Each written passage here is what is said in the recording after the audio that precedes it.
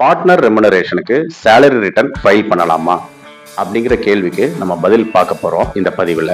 அதாவது ஒரு பார்ட்னருக்கு partnership fame வந்து ஒரு சேலரி கொடுக்கும்போது அந்த சேலரி அதை வந்து ரெமுனரேஷன் அப்படின்னு சொல்லுவாங்க.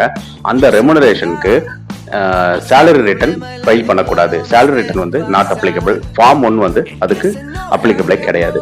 அப்போ எந்த ஃபார்ம் வந்து இதுக்கு அப்ளிகபிள் ஆகும் அப்படின்னு பார்த்தீங்கன்னா ஃபார்ம் 3, அதாவது பிசினஸ் இன்கத்தில் இந்த பார்ட்னர்ஷிப்பில் வர்ற இந்த இன்கத்தை ஒரு பார்ட்னருக்கு ரிட்டர்ன் ஃபைல் பண்ணலாம். அதாவது பிஸ்னஸ் இன்கம்மை கன்சிடர் பண்ணி ரிட்டர்ன் ஃபைல் பண்ணலாம். சேலரி ரிட்டர்னாக ஃபைல் பண்ணக்கூடாது.